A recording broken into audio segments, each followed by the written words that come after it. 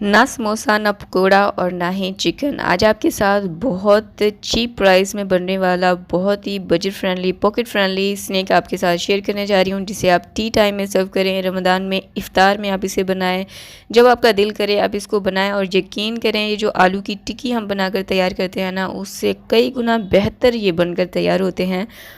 First time जब आप इसे ट्राई करेंगे तो believe me, you will be amazed. बाहर से ये थोड़ा सा क्रिस्पी और अंदर से बहुत ही नरम, मुलायम, जूसी और हल्के फुल्के से स्पाइसी बनकर तैयार होते हैं। अस्सलाम वालेकुम, मैं हूं उर्वा और आप देख रहे हैं ice and spice YouTube channel. आज आपके साथ एक बेहद मुनफरिद तरीके के पोटैटो स्नैक की रेसिपी शेयर करने जा रही हूं, तो रेसिपी को आखिर तक ज़रूर देखिएगा। अच्छी लगे तो थम्स अप भी ज़रूर दीजिएगा। तो चलिए देख लेते हैं ये झटपट से आलू से बनने वाले स्नैक किस तरह से बनकर तैयार होते हैं। सब्सक्राइब करें ice and spice YouTube channel को, साथ में घंटी का बटन प्रेस करके ऑल पे क्लिक करें और पाएं डेली अपडेट।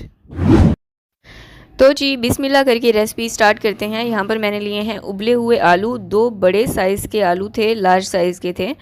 इनको मैंने बॉईल कर लिया। इनको 3 से 4 हिस्सों में डिवाइड करके अब इनको अच्छे से मैश कर लेंगे। अच्छा, आलू जब आप बॉईल करके इनको बाहर निकालें ना, तो 5 से 6 मिनट के बाद आप इन्हें मैश कर लिया करें। अगर आप बिल्कुल ठंडा होने देंगे ना, तो फिर मैश करने में थोड़ी सी प्रॉब्लम आती है। सही है, ताकत लगानी पड़ती है इनको मैश करने के लिए। तो यहाँ पर मैंने सारे आलू मैश कर लिए हैं। अच्छा, इसमें ना थोड़े बहुत आलू के चंक्स होने चाहिए। अब उस मसालों में आप देख लीजिए मैंने कौन कौन से मसाले लिए हैं। कुटी हुई लाल मिर्चें ली हैं 1 चाय का चम्मच, चाट मसाला लिया है आधा खाने का चम्मच, भुना कुटा ज़ीरा मैंने लिया है 1 चाय का चम्मच, और नमक मैंने लिया है 1 चाय का चम्मच, या फिर आप अपने जायके के मुताबिक भी एडजस्ट कर सकते हैं। मसाले आप बाद में चेक कर लीजिएगा, अगर आपको कम लगे तो आप मज़ीद इसमें शामिल कर सकते हैं अपने जायके के मुताबिक। लेमन जूस इसमें जाएगा 1 खाने का चम्मच, और मैंने एक पूरा लेमन इसमें निचोड़ दिया था। अब मैं इसमें डाल रही हूँ फ्रेश हरा धनिया। अच्छे से मैंने इसको वॉश कर लिया था, और ये मैंने लिया है 1 बंच।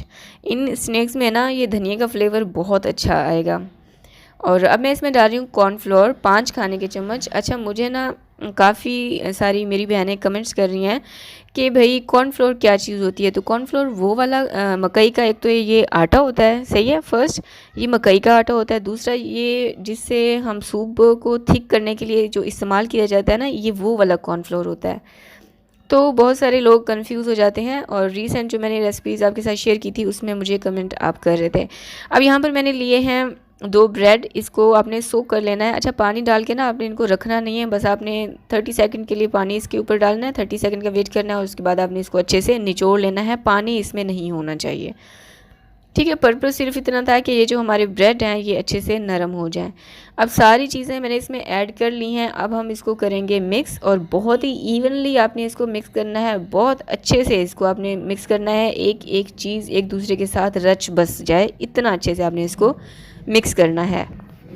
अच्छा, और एक कमेंट आप ये भी करते हैं कि क्या हम कॉर्नफ्लोर की जगह पर मैदे का इस्तेमाल कर सकते हैं। तो इस रेसिपी में आपने मैदे का इस्तेमाल नहीं करना है, आपने कॉर्नफ्लोर का ही इस्तेमाल करना है, क्योंकि ये हमारे आलूओं को ना बाइंडिंग देगा बहुत अच्छे से।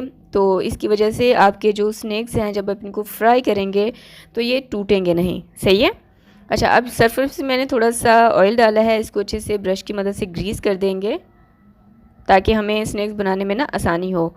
अब जो आलू का मिक्सचर हमने बनाकर रखा है, आधे से ज़्यादा मैंने लिया, उसको अच्छे से हाथों से प्रेस करते हुए मैंने इसका बॉल बना लिया, ताकि अच्छे से ना आपस में मिक्स हो जाए, बिल्कुल भी बीच में कोई सुराख वगैरह कुछ भी ना रहे, अच्छे से मिला हुआ होना चाहिए। अभी इसको मैं इस तरह से गोलाई में और लंबाई में शेप दे दूँगी। तो आलू के मिक्सचर को सेट करने के बाद अब जिस छुरी से हम इसको कट करेंगे ना, उस पर भी ऑयल ग्रीस कर लीजिएगा ताकि काटने में आसानी हो। ये छुरी से इस तरह से ना मिक्सचर चिपकेगा नहीं। अब इसको इस तरह से क्रॉस वाइज कट कर लेंगे।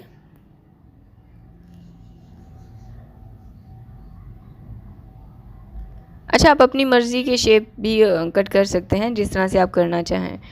तो यहाँ पर मैंने ये स्नैक्स कट कर लिए हैं, ये देखें।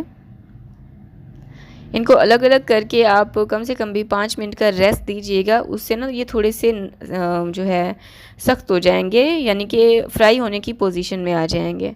तो 5 मिनट आपने रेस्ट देना है। उसके बाद अब हम इसको फ्राई कर लेंगे, और फ्राई करने के लिए जो ऑयल आप लेंगे ना वो अच्छा खासा गर्म होना चाहिए। अगर नॉर्मल हॉट ऑयल में आप इसको फ्राई करेंगे ना तो ये जो आलू हैं ये ऑयल को सोक कर लेंगे, ठीक है। तो ये आप लोगों के लिए एक टिप है।